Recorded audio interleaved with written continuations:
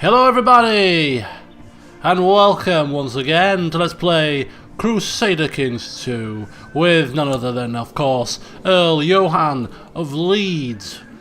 I'm full of cold, runny nose, but the most annoying thing is I've got the most tickly cough.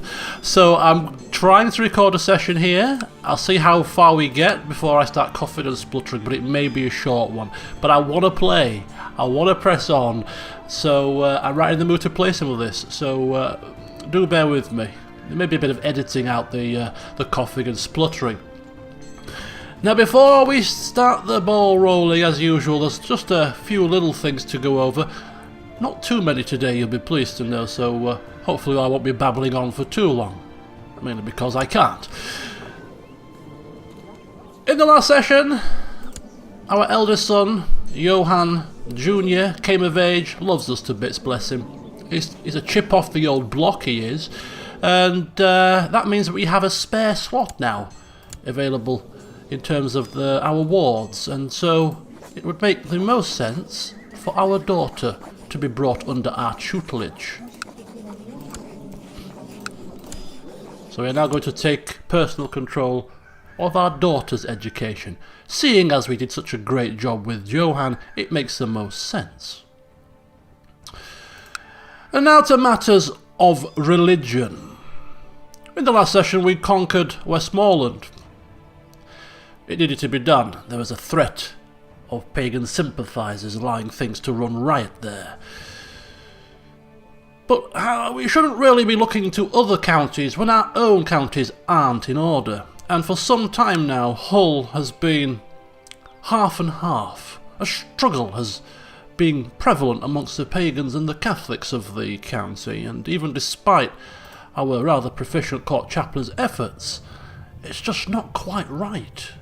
And therefore, we have taken it upon ourselves to stamp out paganism here once and for all. We're going to visit this county and we're going to get it sorted. We're going to tell people how it is. They either convert to Catholicism or risk great punishment. And so, Johann tootles across to Hull, gives them a stern talking to and a lot of finger waving and a lot of religious threats. And lo and behold, they all think twice about their actions. And although it's instantaneous, I liken this to over the course of the next 12 months. People begin to think, well, do you know what? let's not risk the ire of this great man. If he can cast a pox down upon France, although it is abating now, then what can he do to us? But perhaps we'll convert after all. Perhaps we'll see the light. The majority of the population is converted, as I say, over the course of the next 12 months. In a religious drive. Right, now apparently there's a risk of revolt because people aren't quite so happy with our sort of iron fist conversion rule. So we're going to have to send forth our marshal there just to suppress and keep an eye on the populace, make sure things don't get out of hand. But before we do that, we need a commander. And I've been looking for a commander. And, well, somebody stands out.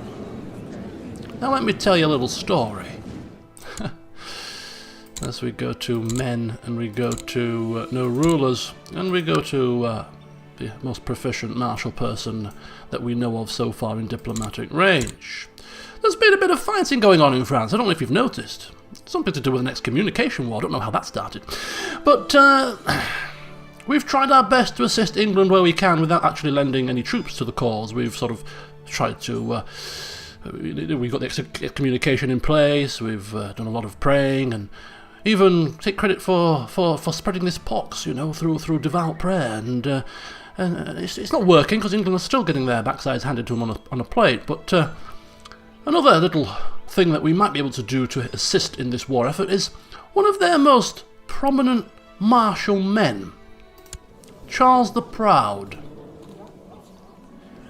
If he was to be whittled away from Vermandois, where he currently is, that's one less mighty commander to join the French ranks, just in case we want to attack them a second time, perhaps, or other Catholic nations may want to join the bandwagon against his excommunicated leader. So, yeah, weakening them from within seems like a very valuable thing to do.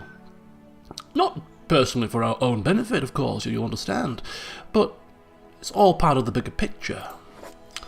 So a bit of travel costs, and a word in the shell, and this man's exploits, of course, being so close to English waters, land rather, and the fight that's going on, you know, it's not escaped our notice. This man's exploits, his deeds. He's a duelist. He's a proficient fighter. Look at him, 62 combat ability. He's just, he's temperate, he's charitable. He too may have heard of us, hence why he wants to come. He has a very high opinion of us. So mutual benefit and all that.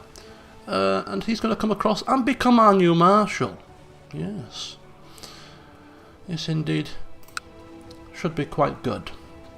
So that's going to free up a little bit of space. So in the meantime, because we are no longer requiring him to convert the populace, because we've done his job for him, rather more efficiently, you'll notice, we're going to send him across to Rome now to see if he can butter up the Pope, because you never know when we might need him for further exploits.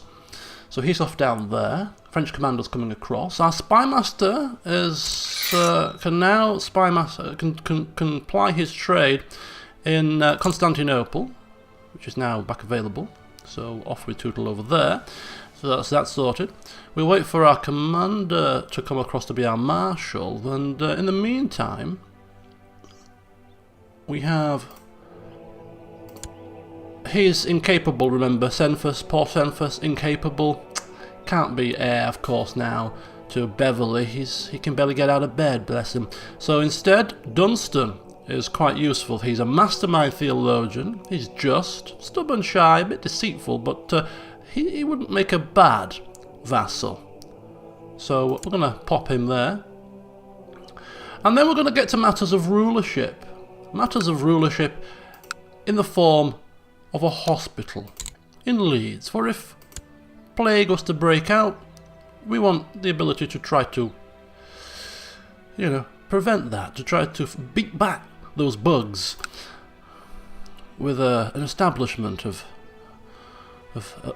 medical advancement. So that's that. So we're going to now start the ball rolling. I told you it wasn't going to be that long, didn't I? Less than 10 minutes. And we're just going to finish off a couple of bits. So here comes Charles the Proud. Looks much better with his headgear on. So appointing him our marshal, and like the other two members, in fact, if you look at this council, 94, 95, 100, 100, they all love Earl Johann. That's nice to see. And his first task is to suppress these revolts for a year, and then he'll get to perhaps training the troops. Improving our military numbers, for you never know when we may need our men. Right then, so, and just to help smooth things over with Mr. What was he called? Bercy, we're going to make him Master of the Hunt and Commander. There you go. There was another kind of ulterior motive to removing him from our council position, and you may have noticed, of course, in the last session, I don't know if I pointed it out, but he is Norse.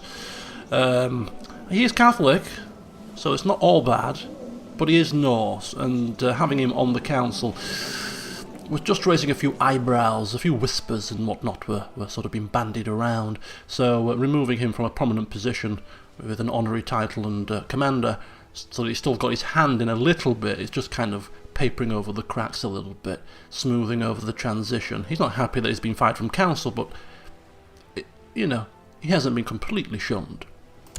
Right, let's have a look at this message here. Oh, wait a second here, people. Remember in the last session? I said I'm going to try to acquire a title. Maybe because the king may create the Duchy of Cumbria, which is that, and if he likes us enough, if he thinks we've done a good enough job, he may grant us the Duchy of Cumbria. He's created the Duchy of Cumbria, which is the first step of the plan. Okay, hang fire, hang fire, hang fire. Right, what's his opinion of us? What is his opinion of us? His opinion is minus 26. He desires the county of Westmoreland because he is the Duke. He's a Duke. Oh, he's got 2 duchy titles though. Is he going to want to keep this? It makes no sense for him to keep this. He doesn't own either county, right? So he'd be better off making either him or us the Duke of this place. That would make the most sense, I'm sure. And he always seems to have kept a small domain size. Holy hell. Right.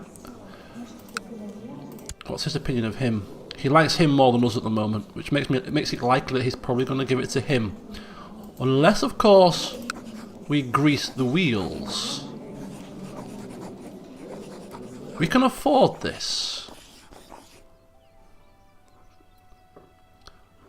Bit of the greasing of the wheels might help here. It could be money down the drain if he keeps it, but I don't think he's going to keep it. If he was like the Count of Cumberland as well, I think he probably may keep it, but he's not the Count, so he's just...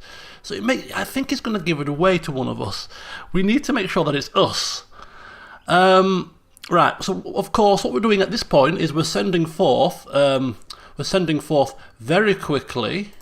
He's probably not going to have enough time to act, but this is mainly for roleplay purposes. We're sending forth our Chancellor very quickly to remind King Aethelstan just who it was who has helped him along the way on his religious path, who has put in a good word with the Pope for him many times. I mean, he's probably got a bitter taste in his mouth given that he's losing this war, but we didn't have a direct hand in it. We just excommunicated the man. We didn't... Well, we did. We came back and told him about this, but maybe he'll forgive us. Maybe. Just do something, okay? So Mayor Bertnoth tried his very best to use his silver-tongued charm to convince the king why it would be a perfectly good idea to promote Johann to Duke of Cumbria, because, you know, having such a holy man in his good graces and as a duke now, he would be able to expand his reach, which would only benefit him in the long run, surely. And not only that, but he comes down to Middlesex with a rather large bulging coin purse as well, because if his silver tongue doesn't work wonders, then you can always rely on a pouch of gold as a backup plan. So, sending him a gift of 102 gold, it's a lot of money, and as I said, it could go down the Swanee, but he should now like us more than the other guy, which improves our chances of having this on... I'm thinking going the full hog here, swaying as well, but I think this is going to be something he does rather quickly. Oh boy, this is quite a turning point here. This is quite a turning point. Called in a favour. Oh, I don't want to see. I don't want to see. I don't want to see. I really don't want to see. Please. Please. To the diligent scholar Johann, blessings upon you and your house, I have decided to grant you the Duchy of Cumbria, in recognition of your service and your nobility of spirit. Oh my God! Oh my God, he's done it!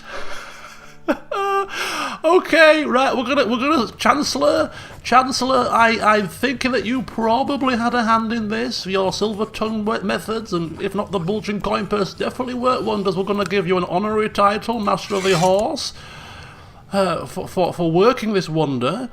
And holy hell, holy hellfire! Let's just take a look. Look at this. Look at this! He's become a duke! It's happened! It's happened a little bit unexpectedly, but it's happened! We have been granted this boon by the king, King Aethelstan, the historic king of the first king of England. He has bestowed upon us a great honour. he has given us the title of Duke of Cumbria, which means that we now are a duke. I don't know if this guy's going to like us as much anymore, because we've taken half of his land with us. Oh dear. Oh dear, and he's the future King of England as well. Oh, okay, maybe this might not be quite the blessing as we first thought. It puts us at direct conflict with the future King of England. Okay. Let's take a look at the realm tree then, just very briefly. Where are we? Okay, so 20%, so we're not too bad. Not too bad at all. And we have now our very first Count vassal. Wow, okay. He wants to be on the council. He would make a very good diplomat. Although I'm kind of adverse to shunting Bertnoff off the council, given that he's just worked a miracle for us. You know. Okay, this is going to be a very short session now, folks, because I really need to get my head around what's happened and just do a little bit of looking and seeing what's going on. What I'm going to do is I'm going to upload the game save to the description of the video and in the Discord server. So now would be a very good opportunity for you guys to import the save into your own games and take a look for yourselves as to what's going on, so that you might want to give some advice for the newly appointed Duke. This is a massive turning point in the campaign. His power base has increased, technically speaking. The landscape is changed, strictly speaking, specifically with the future King of England. What on earth are we to do with ourselves now? So lots now to think about. And so I'm going to save my voice and I'm going to start doing some research. So I want to cut the session short here. Given it short, I'm probably going to upload it tonight, which means you're going to see this on Saturday evening quite late, but hopefully you'll enjoy it, and I'll upload the next session as soon as I can, probably Monday. But yeah, say hello everybody to Duke Johann of Cumbria. Till next time, see you soon.